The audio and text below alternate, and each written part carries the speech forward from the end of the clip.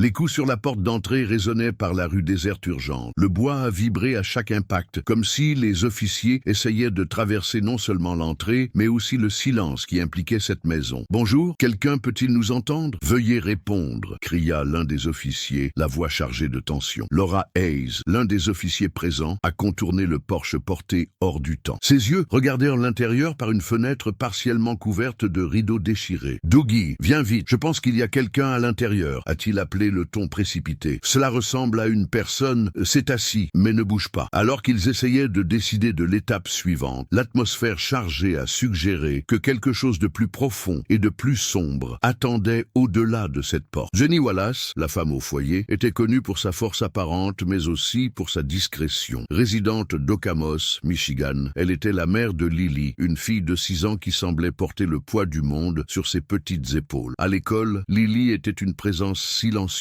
toujours avec un regard perdu que son professeur, Amanda Foster, ne pouvait ignorer. Amanda était une femme avec un coup d'œil proche et un cœur compatissant, qui a vu dans Lily quelque chose de plus qu'une simple timidité. Il y avait de la tristesse là-bas, une sorte de mélancolie qui ne devrait pas appartenir à un enfant. Les jours d'école de Lily ont été ponctués par un silence perturbant. Alors que les autres enfants jouaient et riaient, elle est restée étrangère, comme si elle était dans un autre monde. Amanda soupçonnait que quelque chose n'allait pas dans la vie de famille de la fille, mais elle ne savait pas comment aborder la situation. Tout a changé dans un après-midi qui semblait commun. Jenny est arrivée pour ramasser Lily, portant des lunettes de soleil malgré la journée nuageuse. Quand elle se pencha pour saluer Amanda, un léger mouvement a révélé une ecchymose sous ses lunettes. Amanda a essayé de déguiser le choc, mais le Caprican a pris le relais. « Jenny, tout va bien? On dirait que vous vous êtes blessée » a-t-il demandé doucement, mais assez fermement pour montrer sa préoccupation. Jenny hésita un instant, comme s'il cherchait une réponse qui pourrait fermer le sujet rapidement. « Ah, ce n'était qu'un accident idiot » a-t-il répondu avec un sourire forcé. « J'ai frappé à la porte de l'armoire. » Amanda savait que l'excuse n'était pas convaincante, mais a décidé de ne pas presser. « Je comprends. Si vous avez besoin de quelque chose, je suis là, voyez-vous » dit, en espérant que Jenny se sentirait qu'il y avait du soutien à la volonté. Dans les jours suivants, Lily a cessé d'apparaître à l'école. Amanda regardait la porte de la pièce tous les matins, attendant de voir la fille entrer, mais l'absence durait. L'inconfort a grandi comme une ombre, apportant avec lui un sentiment d'impuissance. Enfin, un matin sombre, lundi, le père de Lily l'a laissée aux portes de l'école. Le relief a envahi Amanda Foster, en voyant la fille pâle et fragile, qui semblait encore plus baissée que la normale. Amanda a trouvé étrange que Jenny ne soit pas là ce matin-là. Elle n'avait vu M.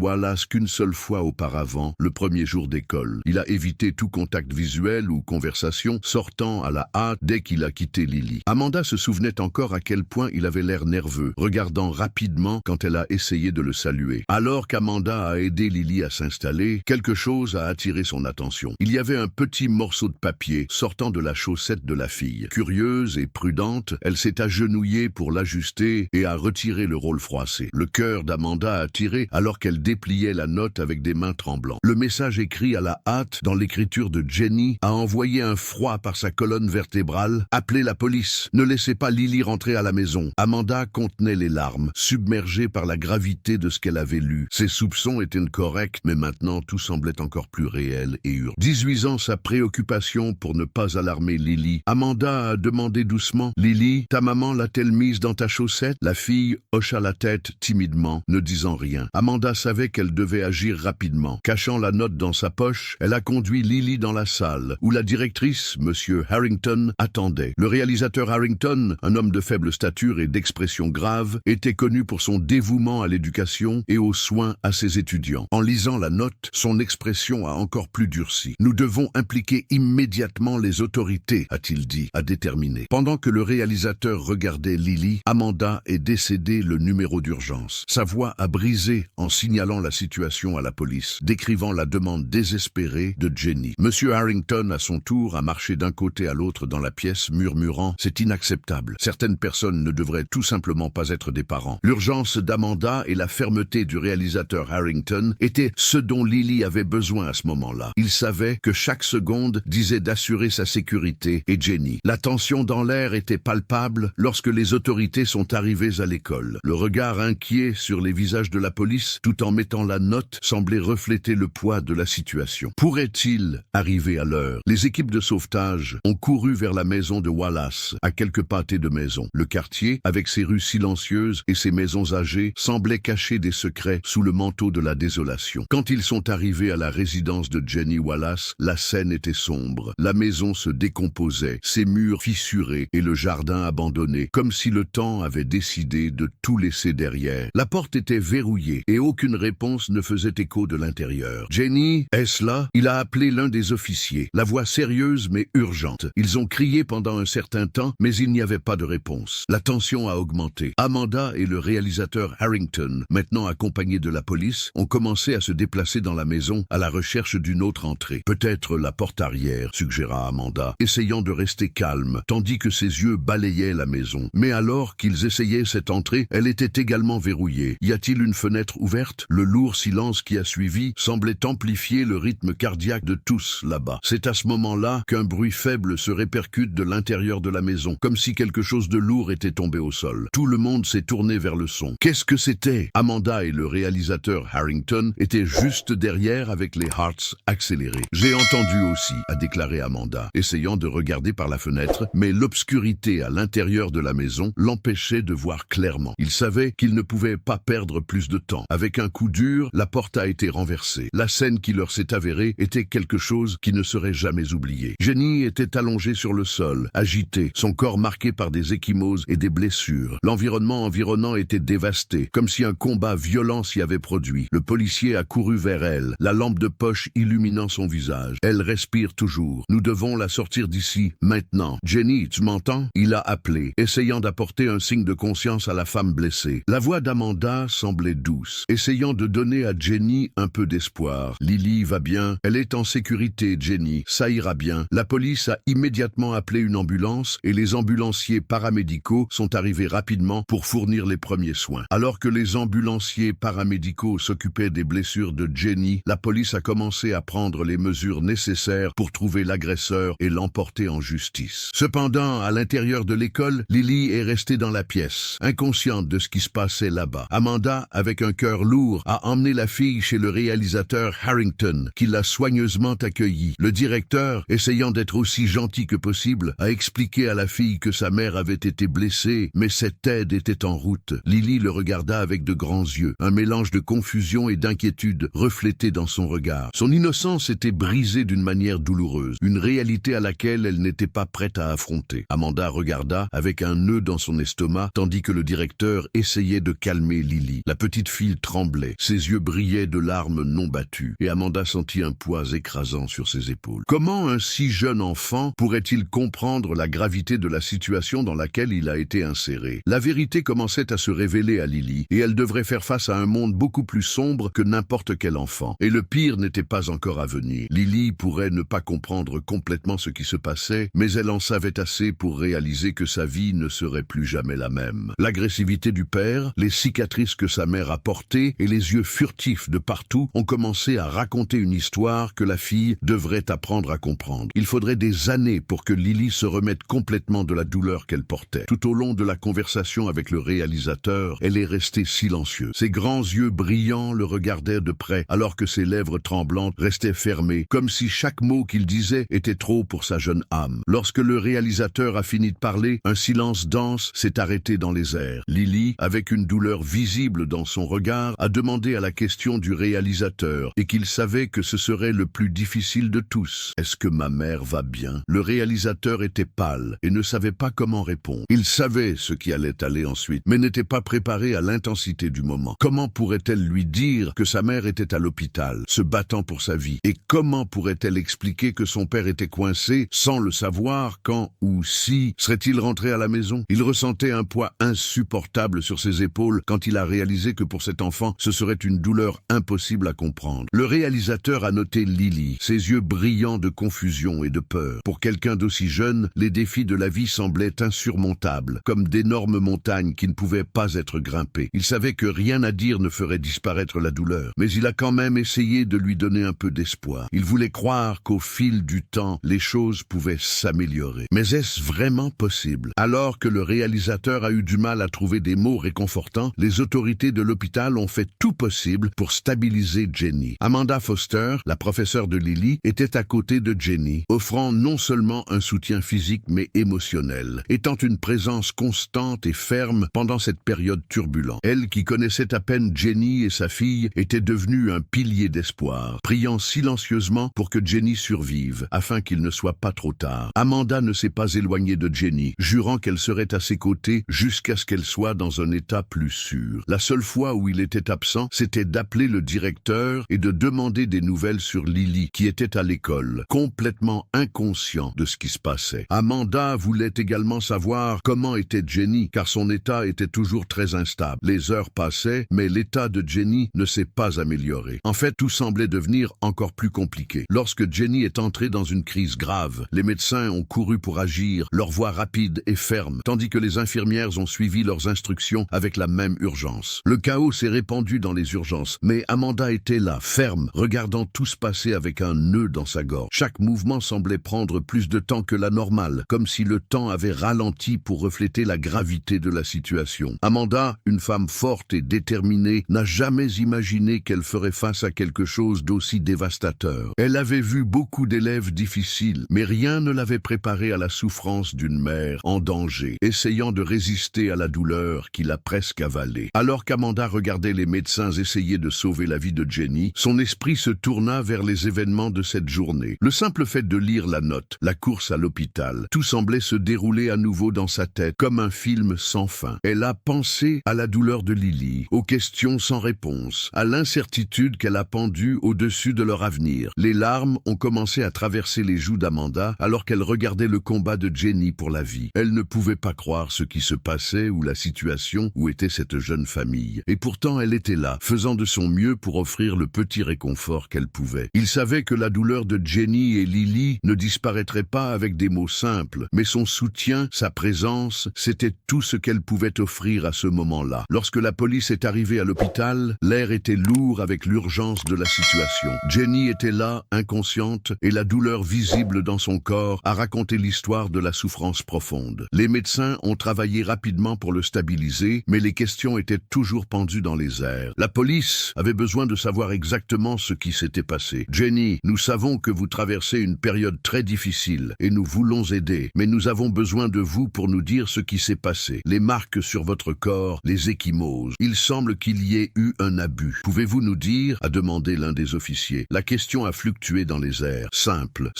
mais significative. Jenny n'a pas pu répondre immédiatement. Mais la vérité, si douloureuse, était là, prête à être révélée. Elle savait qu'il n'y avait aucun moyen de se cacher. Avec un effort visible, Jenny a avalé fort, essayant de se rassembler pour parler. Les mots sont sortis de sa bouche avec un tremblement, un murmure de douleur qui résonnait plus que n'importe quel cri. Il boit. Chaque fois que vous commencez à boire, tout change. Il me frappe. Et parfois, il frappe Lily aussi. Ces mots sont tombés dans l'environnement comme des pierres, lourds et profonds, remplissant l'espace de la réalité amère des abus. Jenny a essayé de détourner le regard, mais savait qu'elle ne pouvait plus ignorer ce qui se passait, ne pouvait plus protéger l'homme qui a détruit sa vie et celle de sa fille. Le jeune policier, Dougie, l'a regardé avec un mélange de compassion et d'urgence, sa voix douce, mais avait besoin. Jenny, tu dois nous le dire. Lily, est-ce que la fille va? La peur du visage de Jenny était palpable. Elle ressentait le poids de la question comme s'il s'agissait d'une charge encore plus grande. Lily, sa fille, si jeune et innocente, enveloppée dans quelque chose d'aussi cruel, elle a avalé le nœud qui s'est formé dans sa gorge, sentant que sa voix échouait avec chaque mot qu'elle essayait de dire. Elle a aussi des ecchymoses. Cela ne fait aucune différence. Quand il est hors de son esprit, Elela essaie de se cacher. Mais il trouve toujours un moyen de la blesser. J'ai essayé de la protéger, mais il a toujours dit que personne ne me croirait, que je ne pouvais pas partir. La douleur était claire dans chaque mot qu'elle avait dit, comme si les souvenirs de la violence étaient déterminés un par un. Des larmes ont commencé à couler sur son visage, mouillant l'oreiller où sa tête se reposait. Le poids de la culpabilité, de la honte, de l'impuissance, tout cela a débordé. Laura, le policier, a ressenti la profondeur de la souffrance de Jenny, mais sa voix est restée ferme, comme un phare dans la tempête. Jenny, tu fais la bonne chose maintenant. Il n'y a aucune honte à chercher de l'aide. Tu n'es pas seule, ni Lily. Ces mots simples ont apporté un léger soulagement, comme une douce brise au milieu d'une tempête. Jenny regarda Laura, sentant un fil d'espoir qui commençait à émerger, ce qu'elle n'avait pas ressenti il y a longtemps. Avec un profond soupir, Jenny a finalement parlé la dernière partie de l'histoire qu'elle savait comment être la clé pour terminer tout cela. Sa voix était faible, mais déterminée. terminé. Prutement, la police a demandé à Jenny de dire où il pouvait trouver son mari. Le silence dans la pièce était assourdissant. Amanda sentit un nœud dans sa gorge. Jenny était si fragile qu'elle semblait impossible pour elle de donner une sorte de réponse. Mais avec un lourd soupir, Jenny a regardé la police et, avec une voix brisée, a dit « Il travaille dans un magasin de pêche près du lac ». Les mots tombaient fortement dans l'encens. Amanda ne savait pas si elle ressentait un soulagement ou une tristesse. Jenny avait donné une piste cruciale, mais en même temps, il savait ce que cela signifiait. L'homme qui avait causé tant de souffrance serait maintenant trouvé, et cela a en quelque sorte apporté un soulagement mélangé à la douleur d'une réalité qui ne pouvait pas être ignorée. La collection de tests chez Wallace a été finalisée. Chaque détail avait été soigneusement enregistré, et la violence domestique qui s'était déroulée était documentée sur des photographies et des notes. Les marques sur les murs, les objets brisés et surtout les ecchymoses sur le corps de Jenny et Lily étaient des preuves suffisantes pour justifier l'arrestation. Laura et Dougie étaient à l'hôpital, récoltant les témoignages des victimes pour que tout soit documenté. Ils avaient recueilli autant de preuves que possible, mais l'arrestation de l'attaquant dépendait toujours d'une action immédiate. L'homme qui avait causé tant de souffrance était à quelques pâtés de maison, et la police savait que l'arrestation devait être effectuée sans délai. « Nous avons tout ce dont nous avons besoin », a déclaré Laura avec un ton ferme, mais la tension dans sa voix était palpable. Elle a examiné le document avec des photos des blessures de Jenny, les images en cours d'analyse, et confirme enfin que M. Wallace devrait être détenu. Dougie hocha la tête et se dirigea vers le téléphone. Il a appelé le central, demandant à l'opération d'arrestation de démarrer immédiatement. L'équipe se préparait à aller au magasin de pêche où l'attaquant a travaillé, sachant qu'avec les tests en main, il n'y avait pas de temps à perdre. Le flagrant était évident. « Nous le poursuivons maintenant », a déclaré Laura après avoir entendu la confirmation de Dougie. Elle a approché Jenny, dont les yeux étaient maintenant plus concentrés, essayant de comprendre ce qui se passait. « Votre sécurité est notre priorité. Assurez-vous qu'il ne vous fait plus de mal ou Lily ?» Jenny regarda le policier. Ses yeux enfonçaient encore par des larmes. Mais maintenant, il y avait un éclair de soulagement, comme si la douleur qui l'a hanté, commençait à être confrontée. L'opération était rapide. Quand ils sont arrivés au magasin, la tension a repris l'environnement. La police était prête à agir, leurs mains fermes, leurs yeux certains. Monsieur Wallace a tenté de s'échapper dès qu'il a remarqué la présence des autorités, mais la panique d'un coupable n'était pas suffisante pour les arrêter. En quelques secondes, il a été immobilisé, menotté et pris en charge. L'arrestation a été un moment décisif, non seulement pour la sécurité de Jenny et Lily, mais pour la restauration de la paix dans leur vie. Jenny, bien qu'elle se remettait toujours physiquement de ses blessures, pouvait maintenant sentir un poids pris de ses épaules. Mais le vrai travail, la reconstruction de leur vie, ne faisait que commencer. À l'époque de l'arrestation de Wallace, Jenny a commencé son voyage de guérison. Elle savait que ce serait long et plein de défis, mais au moins elle était entourée d'un solide réseau de soutien. La communauté, autrefois distante, était maintenant à ses côtés. Les services sociaux ont fourni un abri sûr à Jenny et à sa fille, Lily, où les deux pourraient trouver une sorte de stabilité, tandis que Jenny a essayé de se composer. L'école de Lily, où Amanda Foster était enseignante, a également soutenu, et le directeur, M. Harrington, était attentif, garantissant que Lily avait l'espace et l'aide dont elle avait besoin. Amanda, comme toujours, était à côté de Jenny. C'était une présence constante, aidant la femme à trouver la force de continuer. Jenny, qui était initialement dans un état de choc et de honte profond, a commencé à réaliser que sa vie n'était pas terminée. Il pourrait, oui, le reconstruire, étape par étape. Mais surtout, elle n'était plus seule. Lily a également commencé à s'épanouir, avec l'aide d'Amanda et d'autres membres de la communauté. Sa transformation était remarquable. La fille qui est restée silencieuse et retirée est maintenant devenue une jeune fille plus sûre, plus consciente de sa voix de voix. Elle avait appris à s'exprimer, à ne pas faire taire face à l'injustice et à devenir un exemple de résilience. Avec le soutien de la thérapie et des conseils, Lily a commencé à voir un avenir au-delà du traumatisme qu'elle avait vécu. Grâce aux conseils d'Amanda, elle a trouvé la force et le courage de faire face à ses propres sentiments, transformant la douleur en empathie. Elle a maintenant compris l'impact de la maltraitance et l'importance de se faire face à lui. Son parcours de rétablissement était le reflet du courage qu'elle avait hérité de sa mère et de la force environnante. L'histoire de Jenny et Lily ne se limitait pas à la souffrance. Il deviendrait un phare d'espoir pour beaucoup d'autres qui faisaient face à des situations